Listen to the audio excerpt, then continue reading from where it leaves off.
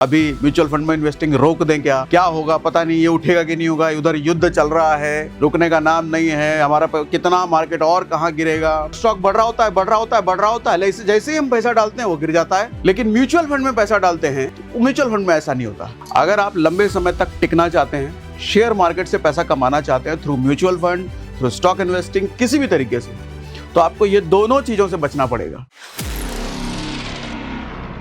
किसी का पैसा जब कम हो रहा हो तो डर का माहौल बनना लाजमी है, लेकिन किसी का पैसा जब बढ़ रहा हो तो लालच आना भी लाजमी है। लेकिन शेयर मार्केट आपको इन दोनों चीज़ों की इजाज़त नहीं देता।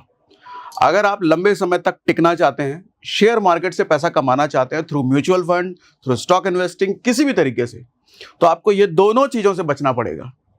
क्योंकि एक चीज़ समझिएगा कि जब शेयर मार्केट गिरता है तो वापस उठता भी है, और शेयर मार्केट जब उठ रहा होता है तो गिरता भी है।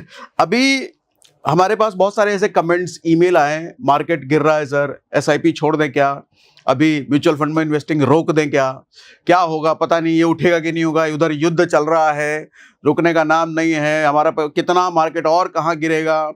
बहुत सारे ऐसे कन्फ्यूजन। देखो अब एक चीज़ समझाता हूँ आपको। यहाँ पे मैंने लिखा है एसआईपी 20% से ज़्यादा रिटर्न।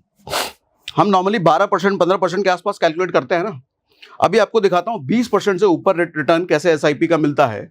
और इन दिनों ये जो चल रहा है, मार्केट गिरावट का टाइम जो चल रहा है, अगर आप यहां पर एसआईपी में बने रहे, यहां एसआईपी में और बढ़ चढ़ के अगर आपने हिस्सा लिया, तो पैसा कैसे आपका और ज्यादा मल्टीप्लाई आपको कर सकता है।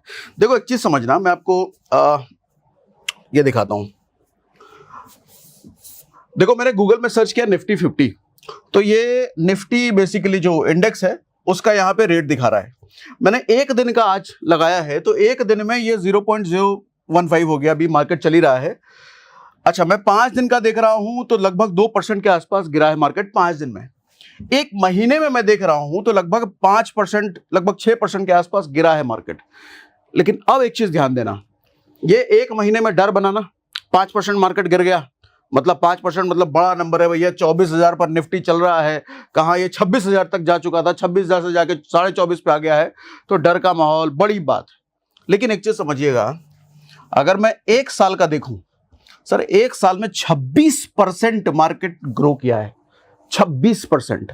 और उस 26% में से अगर 5% गिरा भी है तो कितनी बड़ी बात है, कोई बड़ी बात नहीं है। रहता भैया 26% बड़ा है तो आधा ही गिर गया है, या 70%, 80% गिर गया है तो बड़ी बात है। लेकिन जब 5% ही टूटा है तो ये कोई बड़ी बात नहीं है। अच्छा, अब एक चीज और समझिएगा कि किसी ने अगर एक साल पहले सिर्फ और सिर्फ इंडेक्स फंड में, अब डायरेक्ट आप इंडेक्स में तो इन्वेस्ट कर नहीं सकते, इंडेक्स में इन्वेस्ट करने का क्या तरीका है, या तो इंडेक्स के ETF में जाओ या इंडेक्स के म्यूचुअल फंड में जाओ। तो इंडेक्स के म्यूचुअल फंड में भी अगर आप गए होते तो एक साल में ये आपको 26% का रिटर्न तो दे चुका होता। 26%, हम कितने पर कैलकुलेट करते हैं, 12-15 के आसपास, लेकिन यहाँ साफ साफ 26% का रिटर्न है अगर आप किसी इंडेक्स फंड में गए होते। अच्छा, एक चीज और समझना, ये 26% जरूरी नहीं है कि कोई पर्टिकुलर स्टॉक आपको दे देता।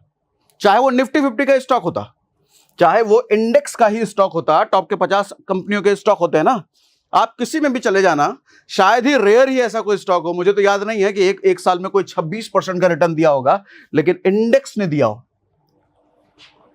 समझ रहे हैं? इसीलिए एसआईपी को मैं नए लोगों के लिए, नए क्या पुराने लोगों के लिए जो स्टॉक में बहुत ज्यादा धुरंधर नहीं है, एसआईपी बहुत ज्यादा प्रेफरेबल है। आपको एसआईपी से दिमाग हटाना ही नहीं चाहिए। मुझे भी कुछ लोग मिले थे, हम लोग अमरीक सुखदेव चंडीगढ़ से वापस आ रहे थे, तो वहाँ के जो मैनेजर हैं वो आए थे, तो वो बता रहे थे कि हम जब स्टॉक में पैसा डालते हैं, स्टॉक बढ़ रहा होता है, बढ़ रहा होता है, बढ़ रहा होता है, जैसे ही हम पैसा डालते हैं वो गिर जाता है, हमारा पैसा नेगेटिव में चला जाता है। लेकिन म्यूचुअल फंड में पैसा डालते हैं तो म्यूचुअल फंड में ऐसा नहीं होता। आप एक चीज लाइव देख भी लेना, अगर आप 2-3 सालों से इन्वेस्टेड भी हो मिनिमम, आपका स्टॉक का पोर्टफोलियो हो सकता है रेड हो गया हो सकता है स्टॉक का पोर्टफोलियो आपका 2%, 3%, 5% नीचे आ गया हो, लेकिन म्यूचुअल फंड का पोर्टफोलियो नीचे नहीं आया होगा अगर आप 2-3 सालों से भी इन्वेस्टेड हो तो। समझ के देखना मैं क्या कह रहा हूं। मेरा खुद का पोर्टफोलियो आज मैं देखता हूं तो एग्जैक्ट परसेंटेज तो नहीं बता सकता, लेकिन मैं देखता हूं कि जितने % मेरा स्टॉक का पोर्टफोलियो गिरा है, उससे कहीं ज्यादा परसेंटेज म्यूचुअल फंड का परसेंटेज उठा हुआ है। म्यूचुअल फंड का परसेंटेज गिरने का नाम नहीं ले रहा। स्टॉक का जरूर गिरा है। मैं आपको समझाना ये चाह रहा हूं कि sir SIP mutual fund averaging पर काम करता है। वो एवरेजिंग मतलब गिरते मार्केट में भी आपका पैसा जाता है, उठते मार्केट में भी जाता है, हल्का गया तो भी गया, हल्का उठा तो भी गया। तो ये एवरेजिंग ना आपके पैसे को बैलेंस करने का काम करता है, लेकिन स्टॉक में आप ऐसा नहीं करते। हाँ, कुछ लोग स्टॉक में भी एवरेजिंग करने की कोशिश करते हैं, वो बहुत श्योर हो तभी स्टॉक में एवरेजिंग करना, लेकिन स्टॉक में एवरेजिंग करना ठीक नहीं है। हाँ, मैं एक बात मैं कह रहा हूं कि अगर आपकी पकड़ स्टॉक पर बहुत है, किसी स्टॉक पर बहुत ज्यादा श्योर हो ये तो बढ़ेगा ही बढ़ेगा भविष्य में, तो एवरेजिंग करो। एवरेजिंग का मतलब स्टॉक गिरा पैसा डाला, और गिरा और पैसा डाला, और गिरा और पैसा डाला, इसको एवरेजिंग कहते हैं। लेकिन स्टॉक में ये रिकमेंडेड नहीं है अगर आप नए हो तो। एसआईपी में बिल्कुल कर सकते हो, म्यूचुअल फंड में बिल्कुल कर सकते हो, क्योंकि म्यूचुअल फंड में कोई एक कंपनी नहीं है ना, उधर तो गुच्छा है कंपनियों का। और गुच्छा कौन संभाल रहा है? वो एक्सपर्ट बैठे हैं, उनके पर खुद अलग प्रेशर है कि अगर ये म्यूचुअल फंड ने हमारा परफॉर्म करके नहीं दिया तो उनकी नौकरी जाएगी, उनका कंपनी का नाम खराब होगा। तो इस प्रेशर में लगातार दिमाग लगाते रहते हैं कि म्यूचुअल फंड उनका परफॉर्म करना चाहिए, नहीं करेगा तो उनका नाम खराब होगा, और बदले में उसी बात का तो एक्सपेंस रेशियो भी लेते हैं आपसे वो।